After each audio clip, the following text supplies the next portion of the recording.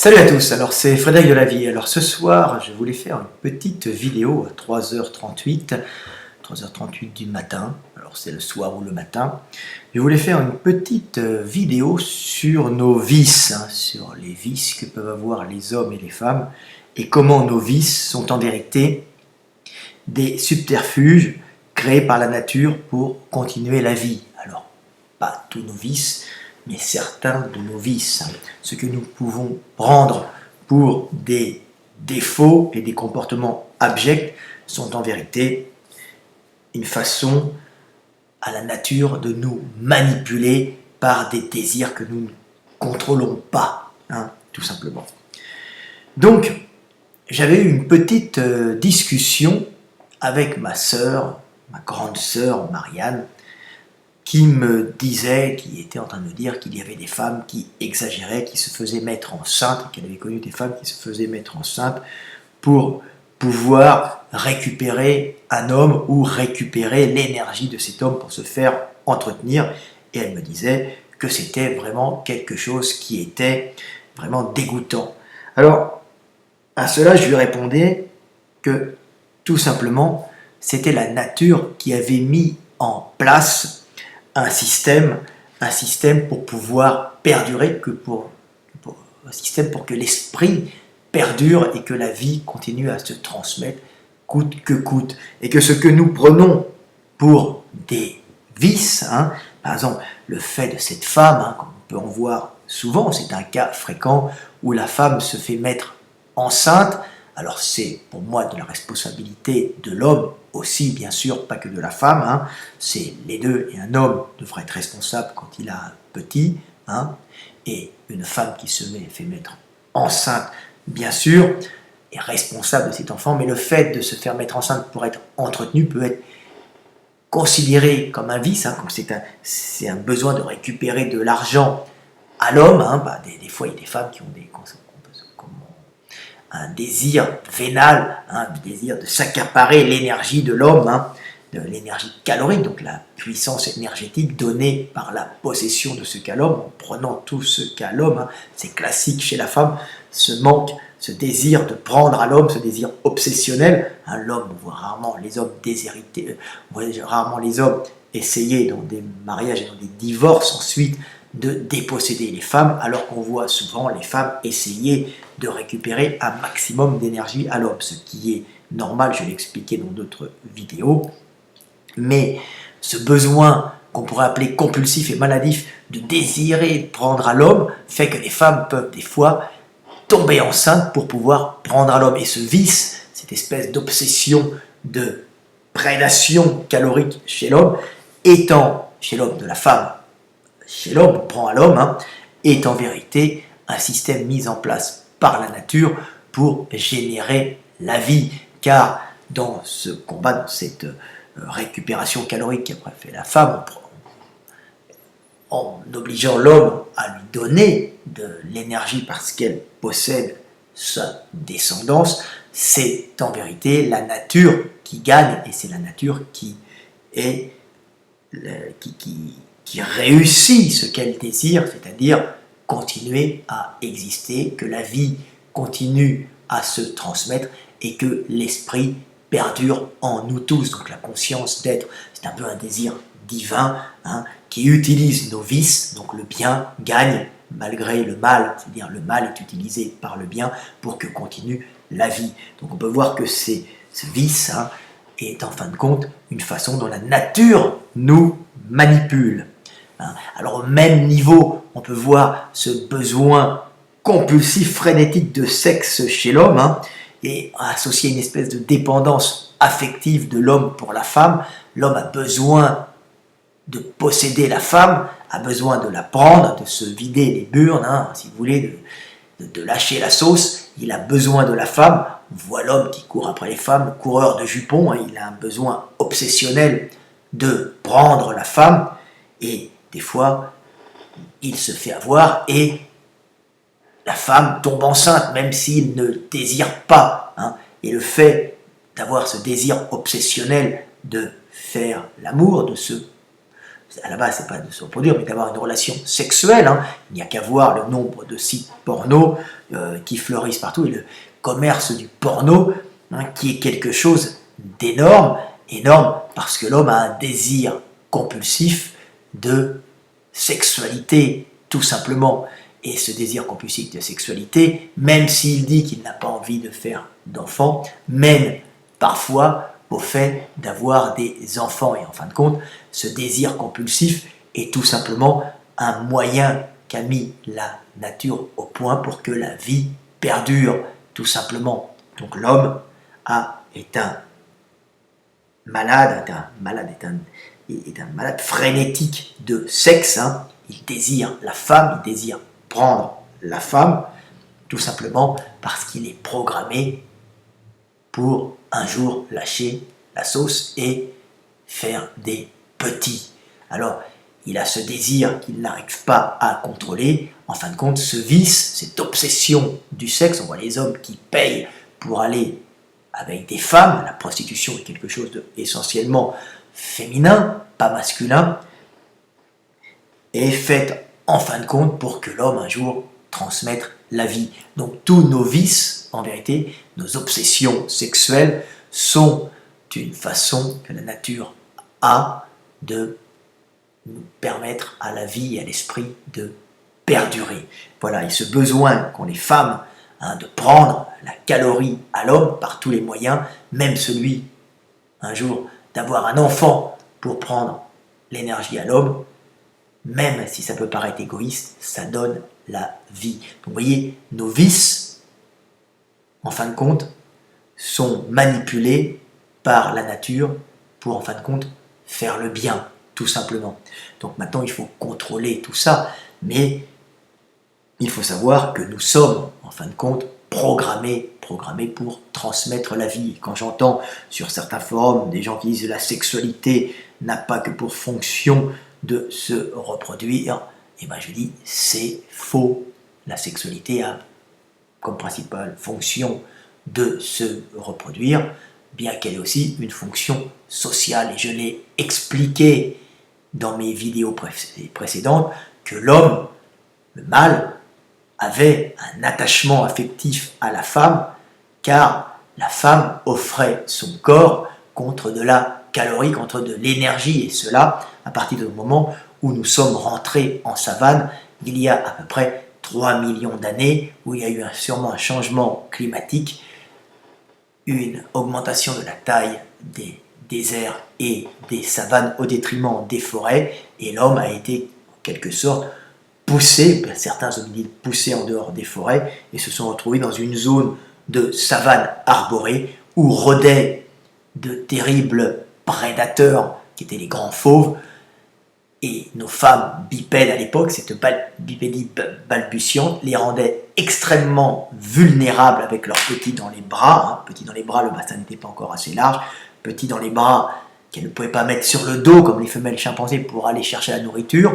Elles étaient obligées de les prendre dans les bras, d'être debout en marchant, une marche qui n'était pas encore extrêmement efficace, et surtout une course pas encore aboutie. Donc elles étaient des proies faciles pour les prédateurs, et dans ces zones arborées où elles pouvaient encore se réfugier dans les arbres, elles ne pouvaient pas, avec leurs petits dans les bras, faire de longues distances, car à ce moment-là, elles devenaient des proies faciles, alors que les hommes, les bras libérés, pouvaient tout le temps utiliser des bâtons pour se défendre, et c'est eux qui, à ce moment-là, allaient chercher le complément de nourriture assez loin pour pouvoir nourrir ces femelles, et les mâles échangeaient justement aux femelles du sexe contre de la nourriture. Ils échangeaient leur nourriture contre du sexe, tout simplement. Donc ça a été le début de l'échange sexe contre nourriture à cause de la morphologie bipède de nos ancêtres qui se sont trouvés dans un milieu avec peu d'arbres, où les femelles devaient rester près de ces arbres, ne pouvant pas aborder cette savane très dangereuse, alors que les hommes, eux, étaient moins vulnérables. Donc il y a eu ce partage des tâches, les femmes avec les petits près des arbres, et près des cours d'eau bien sûr, et les hommes allant chercher la calorie un peu plus loin. Alors les femmes continuaient à manger, bien sûr, mais il y a eu cette dépendance. C'est pour ça que les femmes ont un besoin frénétique de prendre à l'homme son énergie, tout simplement.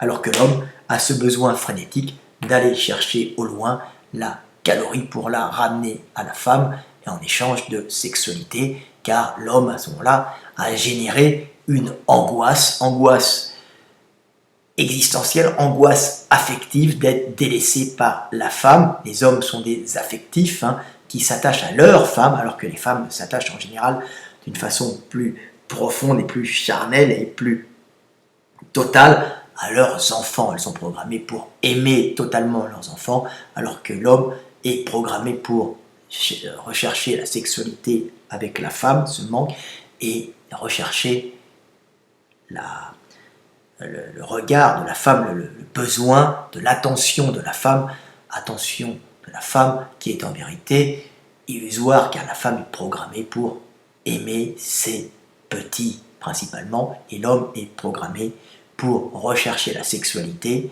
et par manque affectif nourrir la femme pour pouvoir avoir une sexualité et se calmer en même temps. Donc c'était à la base quelque chose de très profond qui reste ancré très profondément en nous les humains, et c'est pour ça que l'on voit ces comportements qui peuvent paraître un peu abjects à première vue, ce comportement des femmes qui ne pensent qu'à prendre à l'homme, mais le fait de prendre à l'homme est un subterfuge pour qu'un jour elles tombent enceintes, elles y trouvent leur intérêt, et rassurées par un homme qui les nourrit, qui les protège, à ce moment-là fassent des bébés. Et l'homme, justement, a ce besoin de sexualité assez intense. Je ne dis pas que la femme n'a pas besoin, mais l'homme en a un besoin bien plus profond. La femme a besoin d'être rassurée, d'être prise.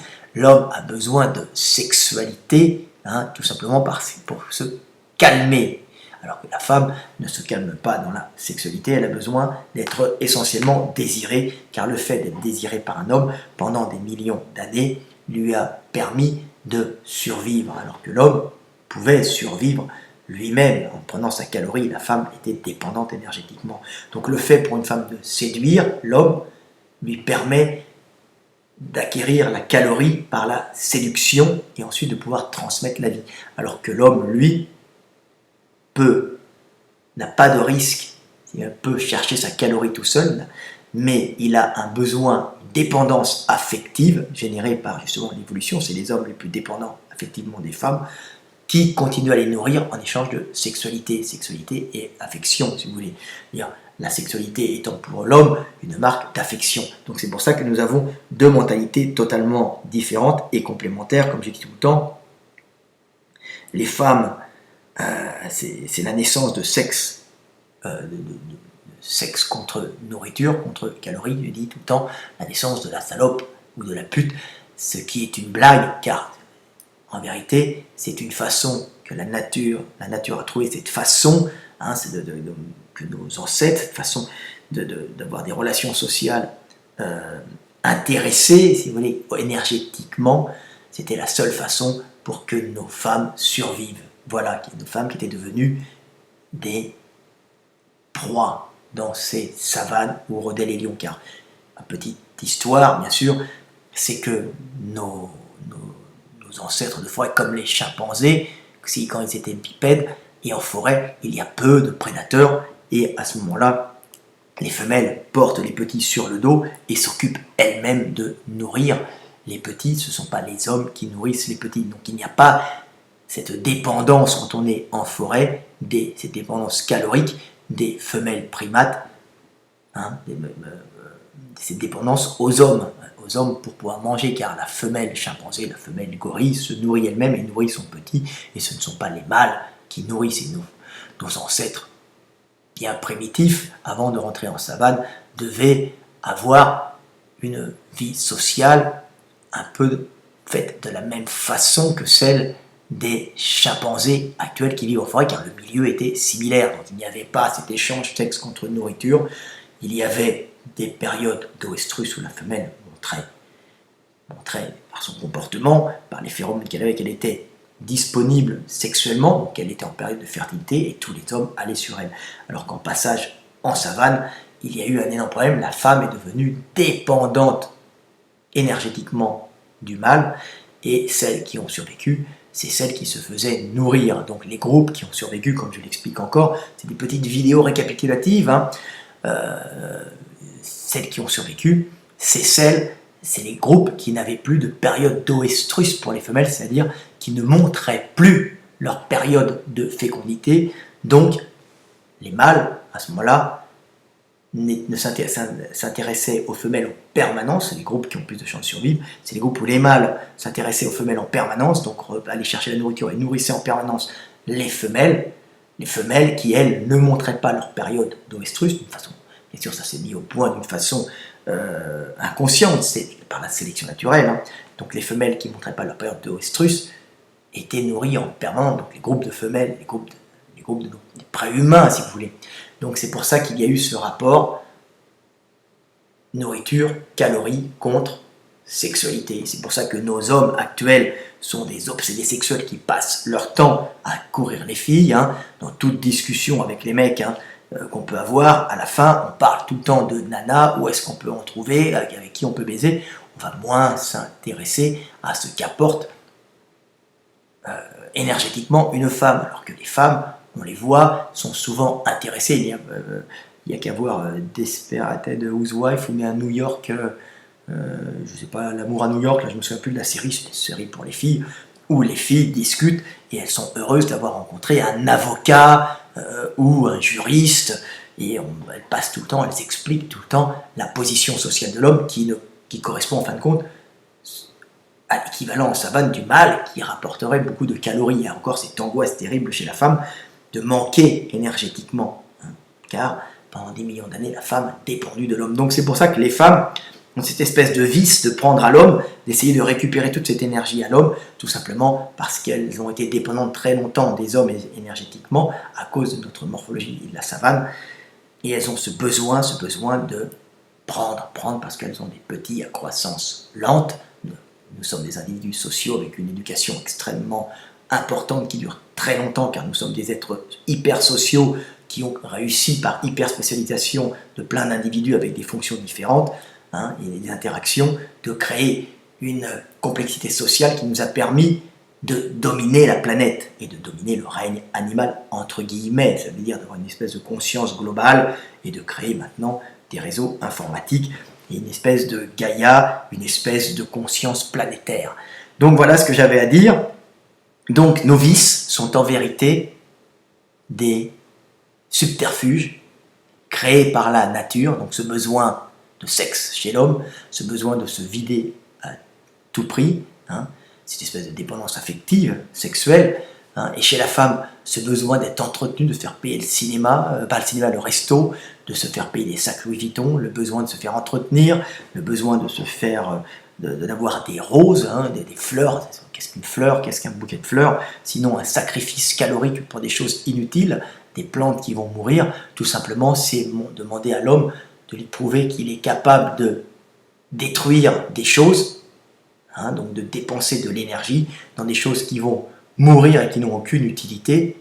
Tout simplement, c'est une façon à la femme de vérifier si l'homme, énergétiquement, a la capacité de faire un sacrifice. Si l'homme fait un sacrifice énergétique à la femme, donc il la couvre de cadeaux inutiles, c'est qu'en fin de compte, il a la capacité de la couvrir aussi de cadeaux utiles, donc de nourriture, de toit, de chauffage, de tout ce que vous voulez, qui lui permettront, elle et ses petits, de survivre. Mais tout ça, c'est inconscient. Donc, c'est pour ça que les femmes ont un désir de prendre à l'homme et sont programmées pour nous parasiter, nous ponctionner tout ce que nous avons, tout ça, parce qu'elles portent en elles sont la matrice, elles portent la possibilité de générer l'avenir dans leurs entrailles, l'avenir du monde, et de créer à ce moment-là notre avenir, l'avenir de l'humanité, en générant nos petits dans lesquels l'esprit perdurera. Donc, c'est pour ça, elles sont le centre du monde et elles attirent l'énergie de l'homme. Et l'homme se sacrifie pour la femme et donne son énergie à la femme et n'a qu'une seule idée en tête, transmettre. À la base, c'est baiser, mais en vérité, derrière, c'est la nature qui utilise cette obsession pour transmettre la vie. Vous voyez comme nos vices sont en vérité des subterfuges créés par la nature pour continuer la vie. Voilà. Donc, on pourrait critiquer ces femmes-là, mais tout compte fait, si elles sont là, c'est qu'elles ont une utilité, si ce comportement perdure dans les sociétés, hein, si ce désir obsessionnel de la femme de parasiter l'homme et de lui prendre ce qu'il a, par tous les moyens possibles perdure, c'est en fin de compte parce que c'est utile à l'humanité. Voilà. Et les enfants, alors ma sœur avec moi disait, mais les enfants qui sont issus de couples comme ça, c'est pas bon, ils vont souffrir, et je dis évidemment ils vont souffrir, mais c'est là, ils vont souffrir, mais c'est là où la nature est si bien faite, c'est que si l'homme a tout, si on donne tout à l'homme, s'il naît avec une cuillère en or, une éducation facile, une vie dans du coton, une vie dans de la soie, une vie sans combat, il va se ramollir et il va progressivement dégénérer. Alors qu'un enfant, même s'il est fait dans un couple où il y a des problèmes, où la femme a voulu faire un enfant et l'enfant vit dans des difficultés parce qu'il y a des problèmes conflictuels entre l'homme et la femme, il faut savoir que tous ces conflits que nous vivons, toutes ces souffrances et ces combats, en fin de compte, nous élèvent, nous les hommes, tout simplement. Et ces souffrances, ces combats contre l'adversité, c'est ce qui nous permet souvent, en fin de compte, de sélectionner, c'est ce qui permet souvent de sélectionner les individus les plus vigoureux, les plus combattants, et ainsi, c'est ceux-là qui auront survécu, qui n'auront pas été détruits par la souffrance et les combats, c'est ceux-là qui donneront les individus les plus vigoureux, qui transmettront leurs gènes avec vigueur. Ils pourront avoir une descendance vigoureuse. Donc le combat et la souffrance font partie de l'humanité, elles font partie de l'apprentissage de l'homme et de la sélection des hommes. Les hommes sont sélectionnés, car si les hommes naissaient tous dans de la soie, il y avait une vie sans combat, il n'y aurait plus de sélection des individus énergétiques et notre société et notre humanité dégénérerait, tout simplement. C'est ce qui arrive et c'est ce qui est arrivé avec nos nobles en 1789 qui ont été remplacés par des prédateurs bourgeois qui étaient tout simplement des individus plus énergétiques, car ils avaient vécu quand même plus de combats que notre noblesse qui n'avait plus de combats et qui gérait depuis des centaines d'années. Donc ils ont tout simplement été remplacés par un groupe qui a fait la même politique de prédation ensuite, mais un groupe tout simplement plus énergétique. Donc ils ont été en partie remplacés, il en reste encore. Donc voilà comment fonctionne la nature. Tout simplement par le combat, nous nous élevons, et nous nous élevons par le combat et la souffrance, et cette souffrance permet de sélectionner les individus, et ceux qui résistent, permettent, et ceux qui résistent ont la capacité à ce moment-là de transmettre la vie et plus de vigueur pour transmettre la vie et laisser une descendance vigoureuse. Donc, vous voyez, c'est ce que Bouddha dit, c'est un peu l'enseignement du Bouddha sur la voie du milieu. Bouddha, qui avait vécu dans un palais, n'a pas connu la souffrance. Un jour, il tombe sur un vieillard, c'est l'histoire que tout le monde connaît, c'est à la mode d'aimer le bouddhisme, mais ce conte philosophique est excellent parce que c'est un conte qui parle de la sélection naturelle, un peu en parlant de la voie du milieu, et ce Bouddha un jour décide de quitter justement ce palais suite à une crise qu'il a eue en voyant un vieil homme malade. Il découvre la mort et la maladie. Il vivait dans le luxe et il va sur la route et là il se prive de tout. Il veut vivre dans la privation, il veut vivre en ascète, et un jour il a une illumination et il comprend que vivre, c'est simplement vivre. Ça veut dire connaître la souffrance et connaître la joie et essayer d'aller vers la voie du milieu. Donc, ni dans le luxe, ni dans l'ascétisme, mais simplement essayer la vie, car quand nous sommes en vie, nous sommes reliés aux autres et nous aimons et nous sommes aimés. Voilà, tout simplement. C'est mon interprétation du bouddhisme. D'autres personnes diront ce n'est pas ça. De toute façon, l'important, c'est de comprendre que la nature nous utilise, hein, et nos vices sont en vérité des subterfuges pour transmettre la vie et pour que l'esprit perdure. Alors, je pourrais aller plus loin dans les subterfuges et vous parler un peu des fruits, tout simplement. Qu'est-ce qu'un fruit, hein, si ce n'est un subterfuge créé par les végétaux pour pouvoir transmettre la vie, leur vie à eux. Donc, les hommes se sont développés autour des fruits. Oui, nous sommes frugivores au départ. Ce frugivorisme a développé chez l'homme l'intelligence, c'est grâce aux arbres qui nous utilisent, nous sommes utilisés, la nature utilise, hein, c'est une grande symbiose générale, c'est grâce aux arbres qui nous utilisent, hein, en créant ces fruits. Les hommes sont à la base feuillivores et frugivores, mais frugivore a généré l'intelligence. C'est grâce aux arbres que les hommes sont intelligents, parce que ces primates qui allaient à la recherche de la boule énergétique, qui est un fruit, donc rouge, il devient rouge, il change de couleur, il devient moins acide, donc avec peut-être un peu moins de conservateurs dans les graines. C'est des conservateurs pour protéger la graine, pour pas qu'elle ne pourrisse. C'est comme de la vitamine C, hein, c'est un conservateur empêchant les bactéries de proliférer, et quand l'acidité descend un peu, ça devient plus sucré, et à ce moment-là, les animaux sont attirés par ces boules de couleur plein de sucre, alors surtout les primates, plein d'énergie, hein, d'énergie pour survivre et transmettre la vie. Donc ils sont attirés par ces boules énergétiques, hein, de sucre. Ils les prennent, et de vitamines, ils les mangent et ils chient un peu partout les graines qui permettent aux arbres de se disséminer et de croître assez loin de la plante mère, donc pas forcément sous les feuilles qui font de l'ombre, et à ce moment-là de pouvoir pousser en hauteur et de se multiplier. Donc vous voyez, une espèce de symbiose. Les arbres nous présentent des fruits pour que nous allions à la quête de ces fruits et que nous allions les manger quand le temps est venu. C'est-à-dire que les fruits sont savoureux quand la graine est prête à être semée et à germer, si vous voulez.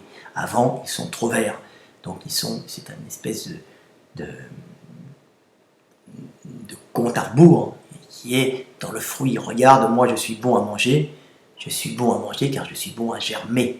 Hein, et l'homme va à cette quête, et en allant à cette quête du fruit, eh ben, il développe son cerveau, car c'est un cerveau qui est programmé non pas pour manger les feuilles en abondance autour, mais pour cibler, chercher et aller à la quête de la calorie. Donc si nous sommes des primates intelligents, c'est que nous sommes avant tout des frugivores plus que des feuillivores. Et si nous sommes des frugivores, c'est que la nature, les arbres, nous utilisent tout simplement. Et il n'y aurait pas eu d'humanité s'il n'y avait pas eu de fruits. Nous serions restés des primates feuillivores. Hein, l'homme est quelqu'un qui va à la quête, donc à la quête de la calorie. Voilà, c'était Fred Delavier. C'est pour vous montrer que la nature nous instrumentalise, nous sommes utilisés. Petite vidéo un peu fatiguée à 4 h du matin. Je m'étais dit que je devais la faire, et excusons toutes ces femmes qui se font mettre enceintes ou qui utilisent les enfants pour retenir les hommes. En fin de compte, c'est la nature qui triomphe, et de toute façon, les enfants, c'est comme de la mauvaise herbe, ça pousse où la graine peut germer, tout simplement. Et après, il adviendra ce qu'il adviendra de ces enfants, nés pas forcément de l'amour, mais du désir cupide de la femme, ou de l'obsession sexuelle de l'homme. Mais de toute façon, ce désir cupide et cette obsession sexuelle sont tout simplement des processus mis en place par la nature pour que triomphe la vie et que s'épanouisse l'esprit et la conscience du monde en nous. Salut, c'était Fred Delavier, 30 minutes, paix sur terre. Vous voyez comme les voies du Seigneur sont impénétrables, et le mal, à la fin, a toujours une fonction de bien. Dieu est grand.